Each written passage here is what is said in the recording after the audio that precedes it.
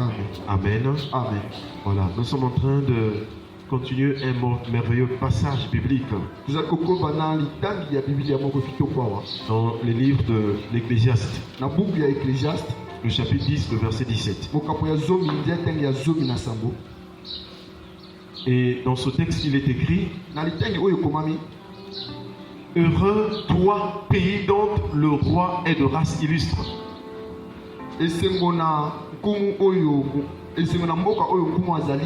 Et donc les princes mangent au temps convenable pour soutenir leur force et non pour se livrer à la boisson. Et nous sommes donc partis donc de la définition de la décence. Et nous avons compris que la décence, c'est aussi ce qui est conforme aux règles. C'est ce qui est conforme aux règles, c'est ce qui est convenable. Or, nous savons que dans la sainte doctrine, il y a aussi les règles. Et ce que la Bible appelle la règle de la doctrine. Dans ce texte, on va le lire. Nous voyons que l'Ecclésiaste nous enseignait, qu'il nous donnait une préfiguration. Il dit heureux toi. Et nous savons que le bonheur n'est que en Jésus. Il dit pays dont le roi est de race illustre. Donc la Bible, lorsqu'on parle du pays, il peut s'agir d'une nation. Et dans tous ces contextes, nous comprenons que la personne à qui, donc, la personne que l'Ecclésiaste nous présentait, c'est donc la personne de Jésus-Christ qui nous a donné d'être membres ou bien des personnes appartenant à la race des élus. Est-ce qu'on parle de la Seigneur? Parce que nous avons compris que ce qui est illustre, c'est ce qui est très connu. Et la seule personne qui a la renommée dans les cieux, sur la terre et sur la terre, c'est la personne de Jésus. Et donc nous voyons que dans son royaume, il y a aussi les princes, et les princes c'est l'image des fils de Dieu. À travers la foi en Jésus, nous sommes devenus enfants de Dieu. Nous sommes devenus héritiers. Et nous sommes devenus fils de Dieu. Chers frères et sœurs, nous voyons que dans Galates, je crois, chapitre 4, il dit qu'à partir du verset 1, aussi longtemps que l'héritier est enfant, je vous dis qu'il ne diffère en rien de l'esclave. Et quelque part, il dit, toujours dans ce chapitre, il dit que lorsque les temps ont été accomplis, Dieu a envoyé son fils, né sous la loi, né d'une femme, né sous la loi, afin qu'il rachète ceux qui étaient sous la loi, et que nous recevions l'adoption. Or l'adoption nous l'avons par la puissance de l'œuvre du Saint-Esprit. Est-ce qu'on parle la paix du Seigneur? Tous ces gens qui sont remplis de l'Esprit de Dieu, c'est ce qui d'ailleurs a fait que Jésus a dit aux disciples, attendez encore à Jérusalem. Et quand ils étaient revêtus de l'Esprit, ils pouvaient maintenant témoigner le Seigneur. Donc le pays dont le roi appartient à une race illustre, c'est l'image donc la nation sainte, la race des élus, et les princes qui mangent au temps convenable, c'est l'image des enfants de Dieu ou des fils de Dieu. Dans Matthieu chapitre 24, le verset 47,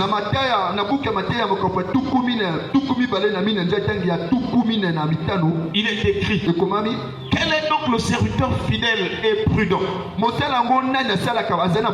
que son maître a établi sur ses gens pour leur donner la nourriture au temps convenable? Cette nourriture que mangent les princes, Ce n'est pas une nourriture qui périt. Ce n'est pas une nourriture terrestre. Mais c'est une nourriture qui vient d'en haut. C'est cette nourriture qui ne peut pas périr. Jésus a dit, travaillez non pour la nourriture qui périt, mais pour celle qui subsiste. Pour la vie éternelle. Chers frères et sœurs, ce roi-là appartient à une race illustre. Et sa renommée s'est répandue partout. C'est ainsi que nous voyons même dans la vie terrestre de Jésus. Dans son ministère terrestre, il avait la renommée. Dans quel domaine la renommée se manifestait dans la vie de Jésus? Nous avons vu d'abord son nom. Il a le nom qui est au-dessus de tout nom. Et c'est pourquoi quand il enseignait la prière de notre Père, il dit, voici donc comment vous devez prier. Il dit, notre Père qui est aux cieux, que ton nom soit sanctifié. Est-ce qu'on parle avec le Seigneur? Sanctifié, c'est un nom qui est mis à part. C'est un nom qui est craint. C'est un nom qui est au-dessus de tout nom. C'est un nom qui a toute puissance. C'est un nom de monde qui touche et nous fléchit. Dans les cieux, sur la terre, sur la terre, sous la terre, le nom de Jésus. Et de génération en génération, aucune puissance, aucun autre nom, aucune œuvre peut vraiment résister à ce nom. Lorsque le nom de Jésus est cité, même si nous avons été dans une prison spirituelle, lorsque le nom de Jésus est confessé, alors les captifs sont libérés au nom de Jésus. Les opprimés sortent des prisons spirituelles. Les malades sont guéris. On donne la puissance de ce nom. Le Seigneur opère aussi dans les miracles. Les miracles de Jésus montrent où on met Jésus à être la personne la plus renommée. Et le premier miracle que nous avons vu, c'est le salut. À cause du salut, Jésus doit avoir la renommée à travers tous les âges et toutes les générations. Deuxième miracle, c'est le pardon de péché. On va voir des prophètes en ce monde. Mais la puissance du pardon des péchés ne relève qu'à Jésus-Christ seul. Et c'est pourquoi ce jour-là, 4 bons gaillards, ils ont apporté un paralytique.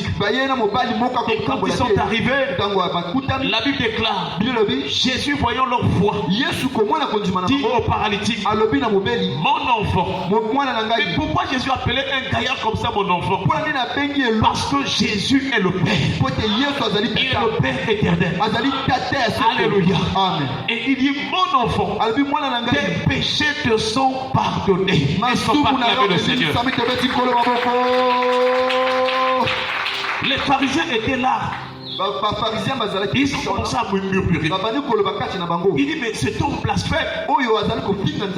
Qui donc peut pardonner le péché si c'est Dieu? Et le Seigneur leur rappelle, afin que vous sachiez que le Fils de l'homme a le pouvoir sur la terre de pardonner les péchés. Il dit au paralytique, lève-toi, prends ton lit et marche. Et il fut guéri. C'est lui ce qui a la puissance et l'autorité de pardonner les péchés. Voilà pourquoi Jean l'a présenté en disant, voici l'agneau de Dieu qui ôte le péché du monde. Et notre domaine des miracles de Jésus, c'est la résurrection. Est-ce qu'on parle avec le Seigneur? Ce jour-là, le Seigneur arrive. Lazare est dans le sépulcre. En tout cas, il commençait déjà à pourrir. Dans Jean chapitre 11, verset 39. Il est écrit, Jésus dit, ôtez la pierre. Marthe, la sœur du mort, lui dit, Seigneur, ils sont déjà. C'est-à-dire qu'il y a déjà la corruption. Il a déjà commencé à pourrir. car il y a 4 jours qu'il est là. Mais Jésus qui a le pouvoir sur la mort, il a dit Lazare sort. Lazare est sorti et il est revenu à la vie. Chers frères et sœurs, je ne sais pas dans ta vie quelle est la pierre qu'on a placée sur toi. Lorsque Jacob aussi dans ses parcours, il a rencontré un puits d'eau. La pierre était dessus. Lui aussi il a ôté la pierre. Est-ce qu'on parle la main du Seigneur? Nous prions ce matin que tout obstacle qui était devant ta vie, tout obstacle qui te mettait dans la mort spirituelle, que cet obstacle soit ôté au nom de Jésus. Que tout obstacle devant ta vie soit ôté sur la terre au nom de Jésus. Il a dit ôter la pierre. Chers frères et sœurs, ensuite Jésus a prononcé la parole. Cette parole est entrée jusque dans le sépulcre. Et cette parole a communiqué la vie. C'est pourquoi Jésus a dit à ses disciples, les paroles que je vous ai dites sont esprit et vie. Que la parole de Dieu te communique la vie ce matin. Que la parole de Dieu te communique l'esprit de Dieu ce matin.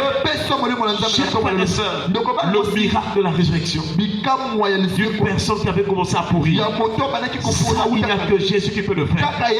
Voilà pourquoi quand il reviendra, lorsque la trompette sonnera, la Bible déclare le corps corruptible va revêtir l'incorruptibilité et le corps mortel va revêtir l'immortalité. Et c'est ainsi la Bible dit, oh mort, où est ta victoire? Oh mort, où est ton aiguillon? Chers frères et sœurs, c'est une gloire que nous attendons. Alors que notre corps, notre chair et nos péchés, chers frères et sœurs, quand il paraîtra, il aura ce miracle. Il aura ce miracle que la mortalité a l'immortalité. Et c'est aussi le but de l'évangile. L'évangile est venu pour nous donner l'immortalité. Est-ce qu'on parle la main du Seigneur? Chers frères et sœurs, c'est dans la résurrection aussi que Jésus trouve sa renommée. Et nous pouvons l'appeler avec assurance le ressuscité du troisième jour. Un autre domaine où le Seigneur peut recevoir la renommée, c'est la guérison des foules. Lorsqu'on amena Jésus des foules, il guérissait tous les malades.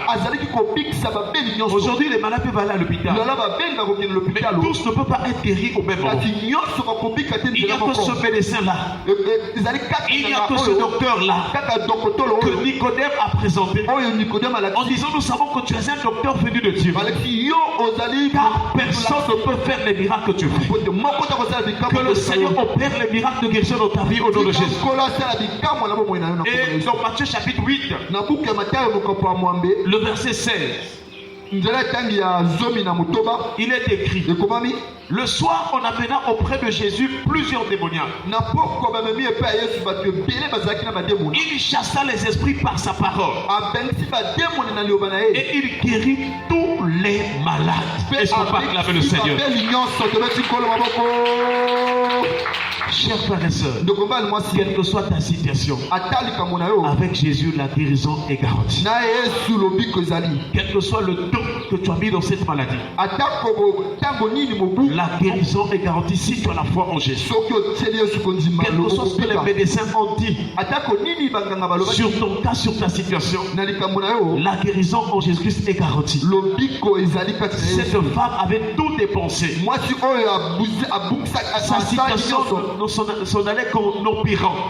Mais lorsqu'il a touché le pont de la robe de Jésus, la robe c'est l'image de la gloire. Car lorsque Ésaïe voit la vision du Fils de Dieu, la vision de l'Éternel, il dit que l'Éternel était assis sur un trône très élevé. Il dit et les ponts de sa robe remplissaient le temple. Dans Ésaïe chapitre 6, nous savons que c'est par la gloire que Dieu remplit son temple. Lorsque Dieu se manifeste, il remplit son temple de la gloire. Et donc nous voyons que cette femme, en touchant les pans de la robe, elle est en train de toucher à la gloire de Dieu. Quiconque entre dans la gloire, quiconque est saisi par la gloire de Dieu, est totalement guéri et libéré. Alléluia. Et pour terminer, un autre domaine où Jésus reçoit la renommée, c'est sans ses paroles. Dans Jean chapitre 7 verset 46, il est écrit, les huissiers répondirent,